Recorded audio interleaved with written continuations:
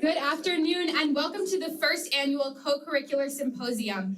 My name is Stephanie Kraus and I've had the pleasure of working alongside some of the Office of Student Engagement Pro staff, Mish Lenhart, Jess Shapiro, and Mary Holland Bavis, as well as my classmate, Kat Fox, as we put together this inaugural event. As I'm sure all of you here know, taking part in both extracurricular and co-curricular opportunities is the best way to have a well-rounded liberal arts degree. We are so excited to give students the chance to share stories about their involvement on campus and be recognized for their incredible contributions. Thank you to all of the wonderful students who put together posters and presentations. A huge congratulations to students being recognized for various scholarships and the Peggy Ryan Williams Award. And thank you to everyone who has joined us both in person and on Zoom today. And now I am excited to introduce Emma Robinson, who will be presenting on the power of passion and self-advocacy.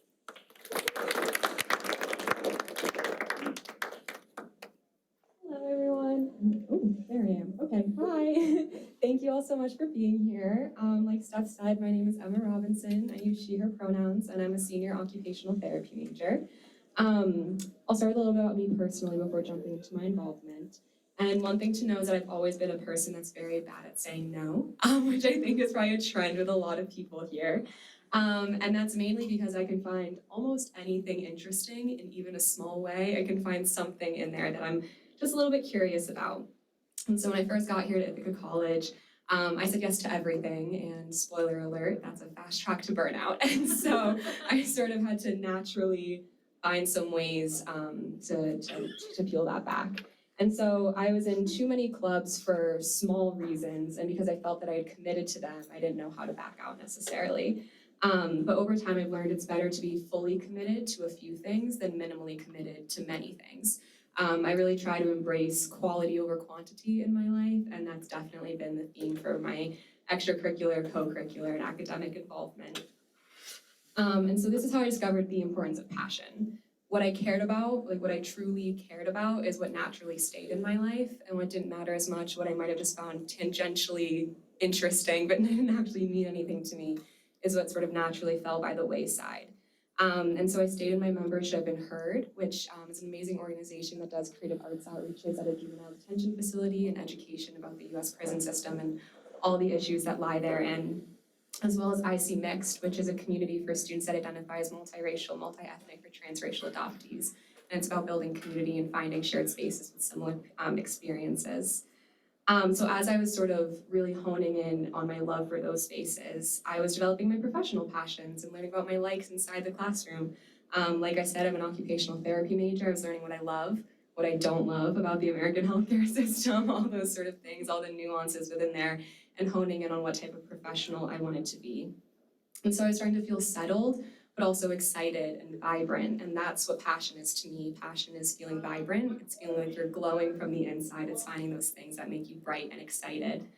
But then came the what next? Where do I channel this passion? I can feel excited, but what am I going to do about that? And so I was learning the lesson of commitment, that you can't pour yourself into a million different things and expect that passion to be honored. And I found for me, what was really holding me back from committing to those specific things that I love was a terrible case of imposter syndrome, which I think is also really relatable to a lot of people. I didn't know why I deserved roles on e-boards. Who was I to critique our curriculum within the occupational therapy department as a mere student? Who was I to speak for other students or claim expertise on these really, really deeply entrenched issues in our society? I was like, I'm just a girl from New Jersey. What did I do to get here? And this is where my self-advocacy had to come in. I had to learn to take that leap of faith and trust that there would be people there to catch me, and even if there weren't, that I could get back up on my own and be okay. So I started small. I didn't go out and try to change the world right off the bat. I ran for e-board positions in HEARD and IC Mixed, and I'm so grateful to have been elected to roles in both of those. I started out as treasurer of IC Mixed, which is funny because I'm not a numbers person, so that helped me build some skills there, and I was elected outreach coordinator and travel coordinator for HEARD. And so that definitely bolstered my confidence a little bit for sort of my next step, which was developing an alumni speaker series within the occupational therapy department. And that was born because I was hearing about these non-traditional, non-clinical roles of occupational therapists outside of that American medical model that does disservice to so many people. But we didn't get to hear about them in class because of curricular standards and time constraints and 15-week semesters. And so I was trying to figure out how to learn more about these innovative, really amazing roles. And I thought of this idea of a speaker series where I could hear people just on my own, or people could come in and speak to students that wanted to listen. But I was struggling with how do I bring this up without making it seem like I feel like the OT department isn't doing enough. And so I went to a professor I really trusted with the support of a best friend, because you always need that support. And in pitching that, I learned ways to be critically respectful of things and structures you love because you love them. And that was really, really important for me. And I think when that love and that passion shows through, that advocacy is known that it's coming from the right place. And I was met with love and embrace and support. And I'm really proud to say that we're coming up on the end of our third semester of our alumni speaker series in the next few weeks, and it's been an absolutely amazing learning experience. And so then my last sort of main piece of involvement was born out of my passions that I see mixed and heard and helped me hone to social justice and acceptance, but also my love of OT, that alumni speaker series that taught me so much about, and a role as a student representative to the Occupational Therapy, Diversity, Equity, and Inclusion Committee came up, and I would have to run for that and write a little blurb to the whole student body and say, like, please pick me and all that. And again, that imposter came out.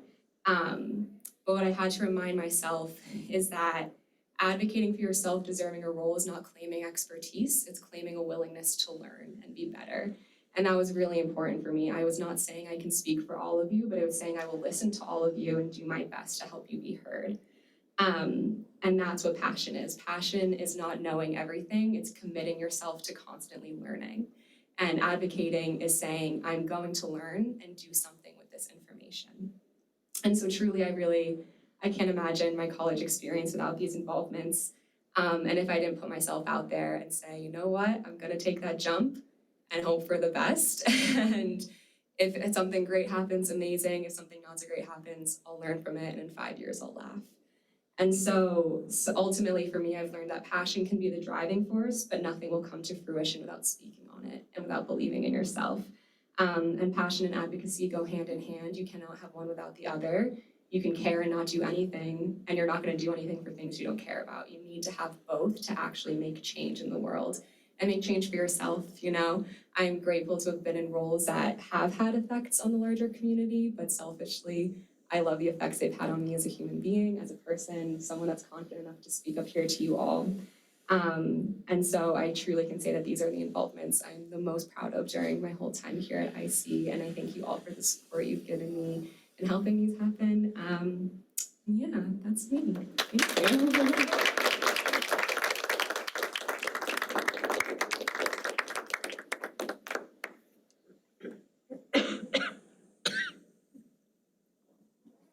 Thank you so much, Emma, for that. That was fantastic. Next up is Mark Scaglione.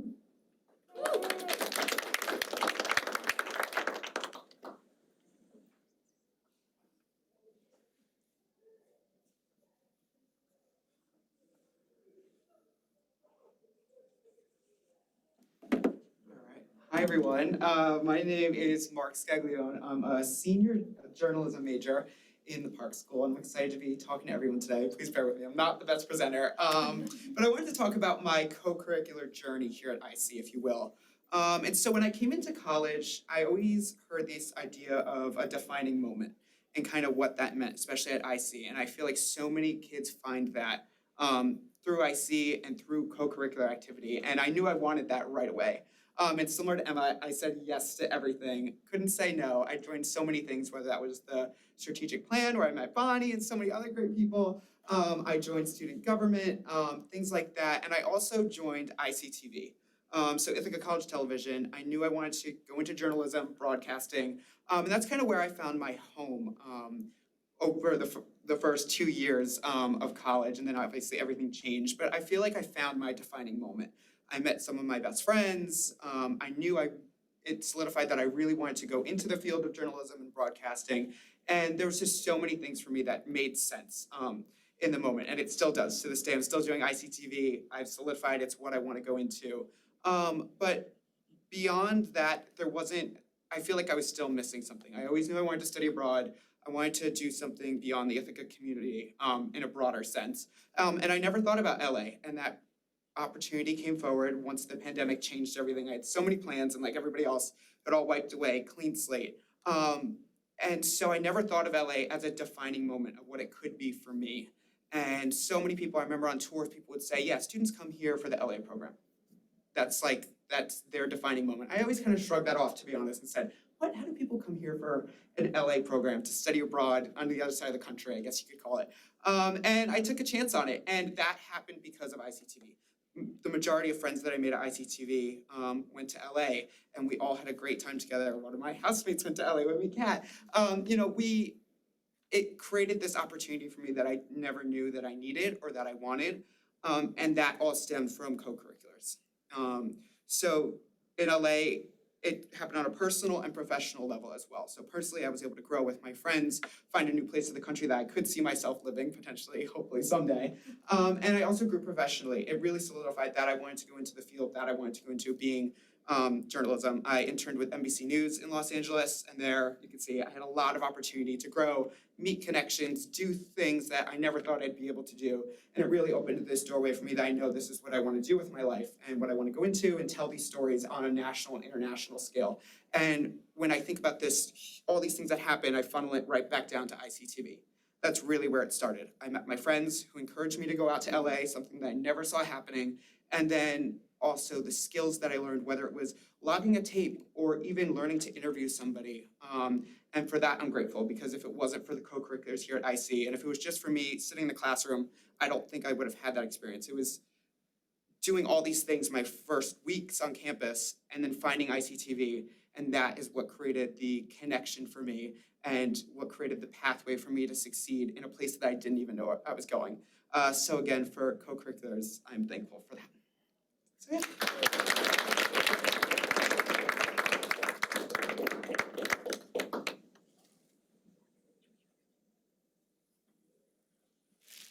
Thank you, Mark. That was amazing. And next up, we have Ellie McNulty on how letting go of perfectionism allowed me to reclaim my joy.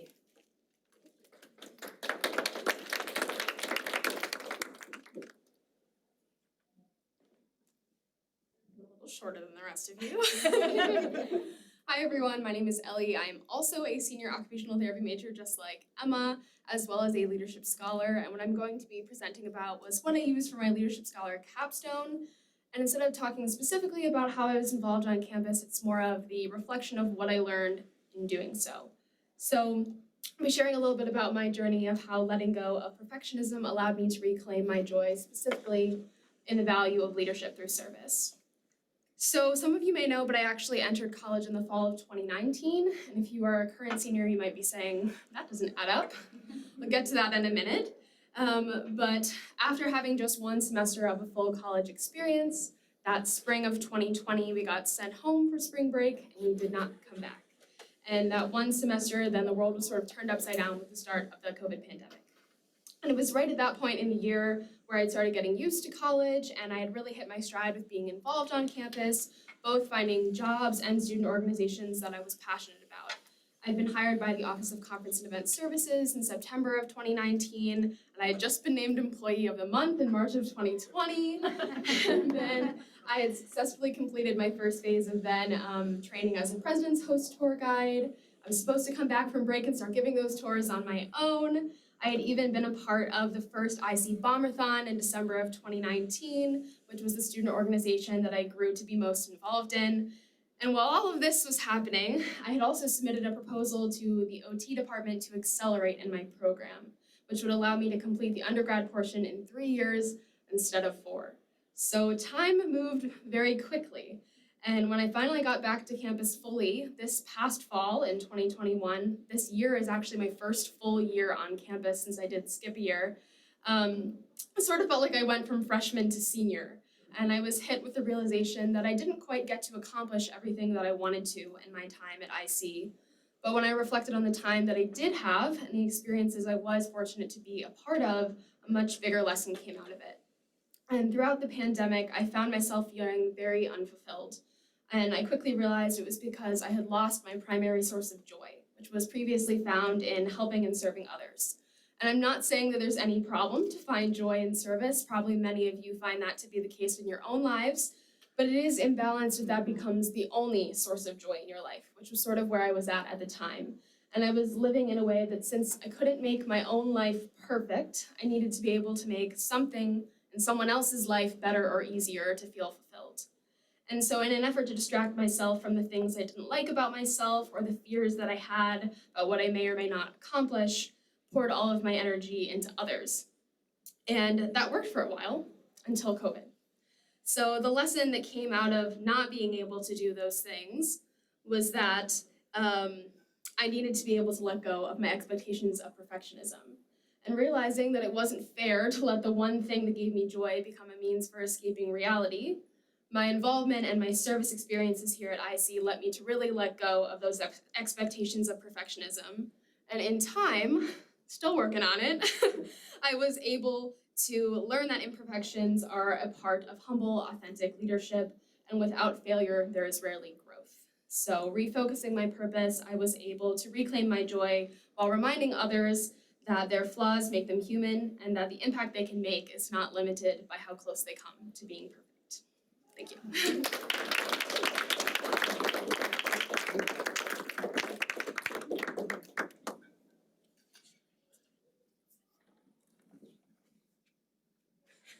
Thank you so much, Ellie. Next up is Sheryl Graves.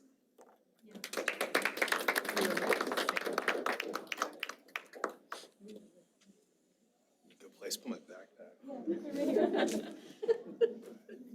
Now we're in business. All right, does everybody hear me all right? Cool. I don't even know if I need this. I might move it during the presentation, but yeah, I don't have a fancy slide everybody else, but live with a student leadership consultant. Yeah, I'm not gonna use this thing. So I'm a senior writing for film major. I'm from South Orange, New Jersey, if anybody knows where that is. And yeah, so like everybody else has been kind of talking about, like people who came into the school in like 2018, it's kind of been a wild ride for us. You know, we came in, had a full year. It was great. Freshman year. And then we had one semester of sophomore year, and then out of nowhere, we all get sent home for 5 months, can't come back. But for me, it was a little different because from the time like December 2019 to this January, I only stepped on campus 3 times. Completely different world than before COVID, where I was on campus, living on campus every single day, going to class and all that stuff. And I went to LA last semester. I was out there with Kat and Mark. Kat and Mark, and yeah, so now I came back to campus this semester, and I knew it was going to look completely different. And I knew that all the things I was involved in was going to be completely different, especially because now I'm living off campus. Last time I lived in Ithaca doing classes in person, I was on campus, and it's a completely different world. And when I was in LA, I saw an opportunity to become a student leadership consultant, and I was like looking at the job. It referred me to doing it a while back, but I missed the deadline. And I thought like this would be a great opportunity, get to work with clubs, get involved on campus, and kind of get back into the flow of how things used to be before COVID. And yeah, I was pretty much right about that because I came into the role, met a lot of great people. Shout out to the pro staff. Most of y'all are here in the room. Yeah, and met a lot of great people who worked along with me. A couple of you are in the room. I think I saw y'all, and it's just been great being able to go around campus, work with different clubs, and make sure that they're doing all right. Make sure that everything is flowing smoothly with events and with marketing and all that good stuff that the clubs need to get done. I came into it with the goal of just kind of like revamping what I wanted Ithaca to be. Like I've been saying it all semester that I look at my time before COVID and after COVID in a completely different way. And honestly, it would have been a completely different experience if I weren't at SLC. Just being in the office, doing like rolling calls and mails. Like I feel like a lot of pro staff know this. Like when the first calls that came in when I was at the desk, I'd be like, oh Lord, and then pick up the phone and answer.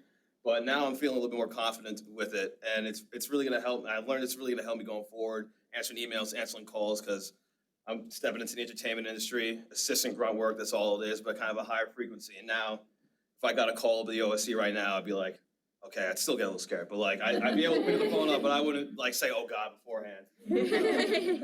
Yeah, it's just been a wonderful experience, meeting a lot of great people and kind of just like expanding my network of people here at Ithaca, which was already so large, and it's been great to do it even more. And yeah, just being a student leadership consultant, it made me feel like I was actually back on campus again, and it was like a real deal thing. And that was just great for my last semester, and a couple weeks left, so gotta make it count. So yeah, thanks for listening to me.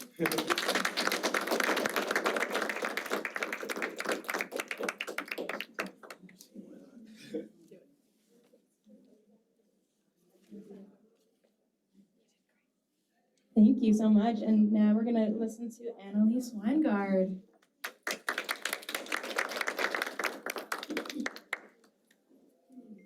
Hi, everybody. My name is Annelise, and I'm a sophomore speech-language pathology major. When I was applying to colleges, I applied to every scholarship, every honors program, just wanted everything. I applied to the leadership scholarship at Ithaca, and I didn't get it. And at first I was surprised and sad, then I realized that it made complete sense because I never had any leadership opportunities in high school at all. Ever. Like, I was the worst person to apply for it, so they made a good decision. My high school graduating class was 752 students, and my dad's was 30. So he had every leadership opportunity. I didn't. So when I came to Ithaca, it was a slow start. My first semester, I was at home. Second semester, I was on campus, but it felt like half of a campus. I didn't really feel like I was in college. So I just started hitting my stride this past fall. I joined SAB. I saw them on Instagram, and like so many people said, I said yes to everything. I was in 7 clubs, couldn't list them all if you asked me to. But then I really started to focus in. So once I joined SAB, the current co-president, Bryn, she is getting ready to graduate, and she asked for someone to step in and fill the role. And I said yes to everything, and it kind of took me a little bit to realize what I had just said yes to. But I'm so glad that I did. I love it so much. So I'm now the co-president of SAB. And it's really helped me make connections with other students on campus as well as some pro staff at OSC, Mary, my favorite person. So it's really just helped me get involved in campus community more. And before I joined the club, I loved SAB. I did their Build a Buddy program and tie-dye. It's fantastic. So I'm just very happy to be involved in something that I enjoyed and allow other students to have space for them to be involved in campus as well and get a feel for activities on campus and what it's like to be involved. It's also helped me develop time management skills. It's really important to be on time for things and encourage others to be on time for things. I love being on time, and I dislike when people are late. So it really helped me improve that, as well as delegation. I say yes to everything, and I also will take responsibility for everything. So I say yes to jobs when other people should probably be doing them. So it's helped me learn to take less off of my plate and give jobs to other people. As well as earning and showing respect. It's a two-way street. I can respect somebody and they have to give that back to me, but if I'm not deserving of respect, then they shouldn't give that back to me. So it's really helped me just realize what it means to be a respectful person and what it means to earn respect from others. So also, as well as being in SAB, I started a club of my own. I was an orientation leader this past fall, and we had a paint and sip event that I loved so much. I'm the worst painter in the world. It's actually embarrassing, but I loved this paint and sip club. I painted a little SpongeBob background. Had to copy it directly from the internet, but it's hanging on my above my desk right now. And I love that event so much. So many incoming first years love that event. So many other orientation leaders love that event. So I decided to start a club where all we did was have paint and sip events. And it's so much fun. And I should have put a picture on the slide, but I just painted the mariachi band from Dora. There was like a snail, a frog, and something else. So that's what I did. Yeah, I loved it so much. But thank you. So starting that club kind of gave me the other side of leadership at Ithaca College. SAB helped me be a leader in something that was already established. But this was something starting from the ground up, started just from an idea, and now it's a full club, and we have an event tomorrow, so everybody should come. So, 7 in the pub. So, That has helped me learn event planning as well and how to delegate jobs with event planning. Who's gonna set up the table, who's gonna clean the brushes at the end, who's gonna make sure the event is going smoothly throughout the whole time, as well as introduce me to new people on campus, such as event services, Jess in the office, who has been the only person who has allowed us to do these events. So thank you so much for Jess. There would be no Paints Club without Jess. And again, just another student involvement opportunity. We have regulars who come to Paint Sip, and it's so much fun to see what they do every week. And my friends are obsessed with it. They ask me if we have an event, and yes, we do have an event. So yeah, I don't know. Even though I had a slow start to my school year, college life, I've really enjoyed all the opportunities that I have had at Ithaca, and I'm very grateful that I didn't get the leadership scholarship because I feel like a leader now.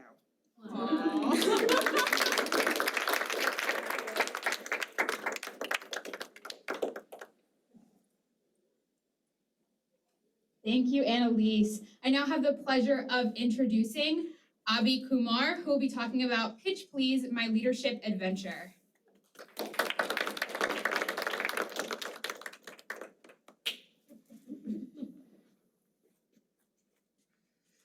Hi everyone, thank you so much for being here today. And if my parents are watching the Zoom, hi Emma, hi Joe. Yeah, I hope y'all are having a good day. So yeah, I'm gonna get this started. So let's do this. We're just gonna take a quick flashback to freshman year. I remember not talking to anybody. Well, technically that's wrong. I only talked to my roommate.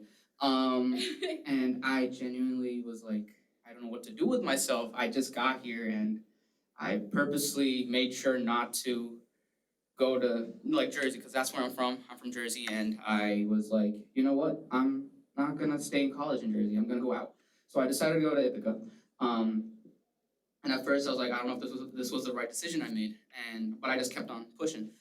So later on the semester, so maybe like September, October, I'd say, this group called Pitch Please. I was like kind of cool, like interested in it through the org fair, and I'm like, you know what could go wrong here? Maybe a lot of things, maybe nothing, but who knows? At this point, I was interested in the group, and I signed up, and next thing you know, they hit me back up, and they were like, yeah, we'd like to have you, and I'm like, sure. So the cool thing about our group is that it's a non-audition, all-inclusive a cappella group, but the bad thing about it is that so many people want to join. So knowing that, I sent an email response, literally 3 letters. Yes, that was literally the only thing I said in response. The rest is history. But the thing is that I remember not talking to anybody for a solid 2 months till like December. Yeah, it is. No, I'm not even lying. I genuinely did not talk to a single person there until like December after our like winter concert, and that's when I realized y'all are kind of cool. Just a little bit. But yeah, I was so astonished, and this is where my leadership role really starts to take in place. That semester, I decided to step up a little bit and become one of the 2 music directors of the a cappella group at that time. And it really gave me a chance to see how I could help others around me.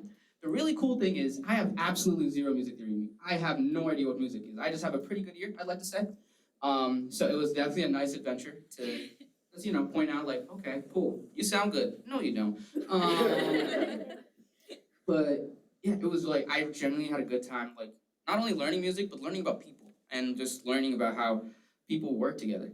So sophomore and junior year, it was a bit of a roller coaster, if you will. Sophomore year, at least in the beginning of sophomore year, I had a lot of social issues that I dealt with, a lot of anxiety, a lot of stress that I was getting from because of certain friendships that I had, which definitely impacted my role as a music director. I'm not gonna lie to you, but I am so happy and so thankful for the people I had, not only with the e-board, but with the group members as well. I really feel like they allow me to, I guess, become a better leader, if you will.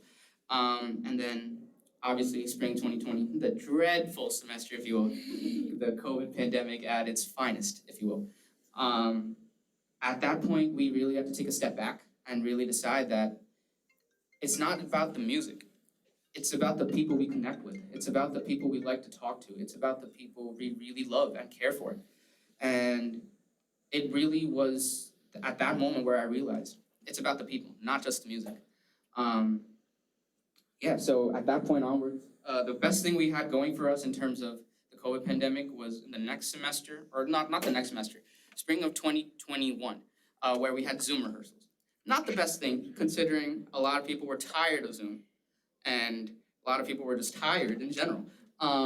So we kind of had to kind of drag it out with Zoom rehearsals, and I realized that, the e-board realized that, but yeah, it was definitely a moment. I'm not gonna lie to you. It had its ups and its downs, a little bit more than downs and ups, but that's beside the point.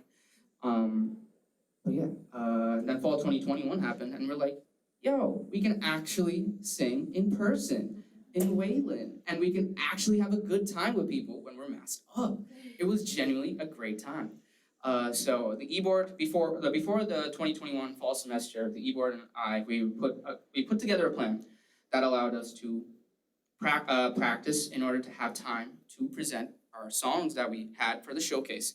And needless to say, our showcase was a massive success. We had a lot of people happy for us, and we had a lot of applauses, a lot of cheering, and yeah, spring of 2022 was even more of a success because we had our senior songs and everybody was happy about that. It was obviously a bittersweet moment. Steph K had her moment, I had my moment, Eric in the back had his moment.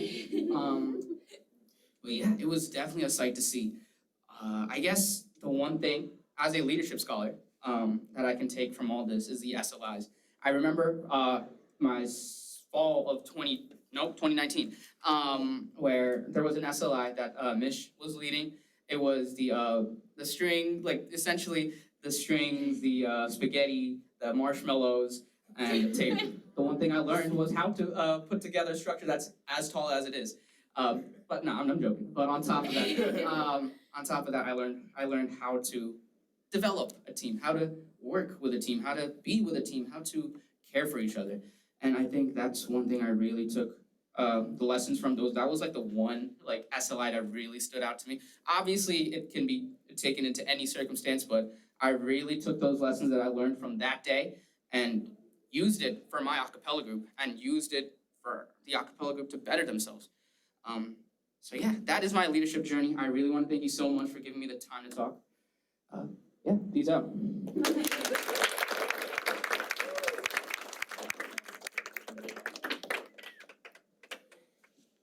Thank you so much, Abby. And our last presenter for today is Vera Crabtree on my experience in Habitat for Humanity.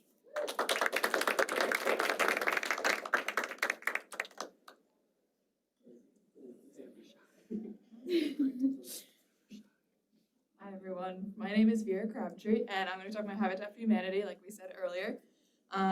So I want to start off by saying that I actually never intended to be in Habitat in Humanity. Being a planner, I actually came to Ithaca College with an idea of what clubs I would be joining, what organizations I would do, and Habitat was not one of them. It wasn't until I went to my first org fair that I realized that it was one of the hundreds of clubs available here. And when I saw my leadership scholar mentor, Aiden Glendon, tabling with Habitat, sorry, I'm gonna take this off, it's hard to breathe. He told me that it was one of his favorite clubs, and I decided to write my name down on the mailing list, not thinking much of it. It soon became one of my 3 regular clubs, and I attended most of the meetings my freshman year, and was actually one of the only attendees outside of the e-board. It was a very small club at the time, and I decided later on in my freshman year to join the e-board, and I then became the volunteer coordinator. During my sophomore year, I worked as volunteer coordinator with the Tompkins County Habitat for Humanity and scheduled the builds for the club, and I became a lot more involved and the club continued to grow, which was very exciting. During the pandemic, it became a little bit more difficult because our club was very in-person, so we had to work on doing things remote. We had to have our meetings over Zoom, which luckily were still high in attendance, and I actually attended some Habitat for Humanity builds while in New Jersey, which is my hometown. And at the start of my senior year, I left the role of volunteer coordinator and became vice president. And I worked very closely with the president. I became more involved in the club. Excuse me, I just ran up a bunch of stairs. I became vice president my senior year, and I worked very closely with the president, and I was able to have a more impactful role, not only in the community, but also at Ithaca College with the club itself. I worked more closely with the members of the club. I helped run some of the meetings and activities on my own, and I also helped train the current volunteer coordinator and supported them succeed in their role. And I also helped with some larger club activities such as fundraisers and planning the break trip. And our clubs has continued to flourish their membership. We have about 20 kids coming regularly, which is very different from the one that it was just me when I was a freshman. So it's been very exciting watching the club grow. It's been very rewarding to watch Habitat grow from such a small club that it was my freshman year. And I'm very proud of the impact I've left. I'm excited to continue to work on Habitat for Humanity outside of college and continue to do it on my own time. And it's a club that I've really enjoyed. My last meetings tonight, which is very exciting. And I've really loved all that I've done in this club and the leadership experiences that it's provided me. So thank you.